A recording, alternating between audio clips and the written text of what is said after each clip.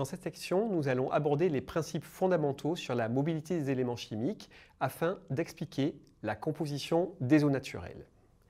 Ceci nous permettra d'identifier les processus responsables des différences de mobilité des éléments chimiques et de leur transport d'un réservoir à un autre. Finalement, cette section nous permettra de répondre à la question pourquoi la mer est salée et plus précisément pourquoi elle possède cette composition particulière. On commencera par quelques généralités, puis on va se focaliser sur les sources d'éléments chimiques issus de l'altération, processus que nous définirons avec l'érosion et la mobilité des éléments.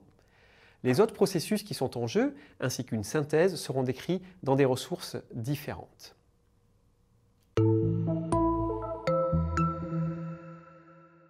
Lorsqu'on se pose la question de savoir pourquoi la mer est salée, on pense en premier lieu que la salinité de l'océan est due à l'apport des éléments chimiques qui sont issus des roches et qui sont transportés par les fleuves jusqu'à l'océan.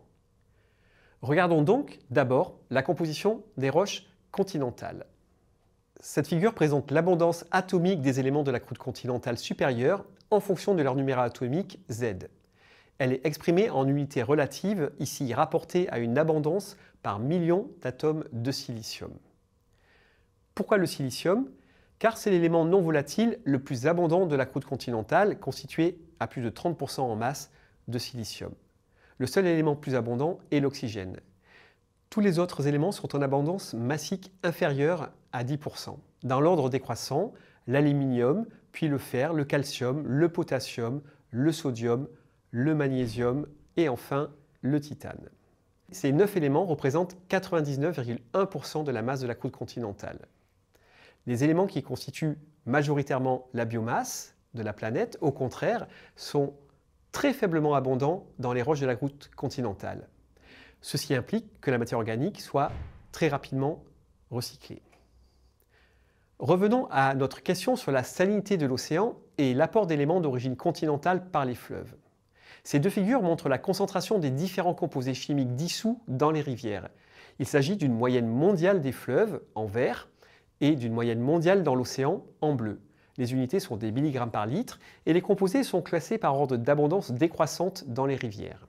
On voit tout de suite que l'abondance des composés des fleuves ne suit pas celle de la composition de la croûte continentale supérieure qu'on vient de voir, ni même celle de l'océan. Les fleuves sont dominés pour les anions par l'ion bicarbonate et l'ion sulfate, et pour les cations par le calcium et le magnésium. Le silicium, sous forme d'acide silicique H4SiO4, est l'un des 5 composés majeurs des eaux douces, tandis que pour l'océan, ce sont les ions chlorure et sodium qui dominent largement. On voit aussi que les concentrations dissoutes sont bien sûr beaucoup plus élevées dans l'océan, excepté pour le silicium. On peut donc en conclure que la composition de l'océan ne résulte pas d'un simple transfert des éléments chimiques des roches via les fleuves vers la mer.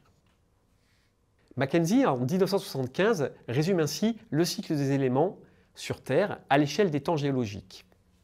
La composition chimique de l'atmosphère et de l'océan sont les produits, avec les roches sédimentaires, d'une réaction acido-basique entre les roches primaires ignées et les acides gazeux. Les roches primaires ignées sont celles issues du magma. Les espèces chimiques volatiles sont les espèces chimiques réactives de l'atmosphère, dont la composition a bien sûr varié à l'échelle des temps géologiques et qui contient ou a pu contenir de l'acide chlorhydrique, de l'acide sulfurique ou du CO2 qui forment l'acide carbonique avec l'eau. Ces espèces réagissent avec les roches et transportent certains éléments à l'océan, ce qui permettra la formation de roches sédimentaires de type calcaire ou siliceuse. Il en résulte un équilibre qui permet une stabilité de la composition de l'océan et de l'atmosphère. L'histoire de la Terre a connu, bien sûr, de nombreux équilibres différents avec des compositions de l'océan et de l'atmosphère différentes de l'actuelle. Nous n'en parlerons pas ici, mais des exemples vous seront donnés dans la section sur le cycle du carbone à l'échelle géologique. Nous allons maintenant détailler les processus en jeu lors des interactions eau, roche et atmosphère.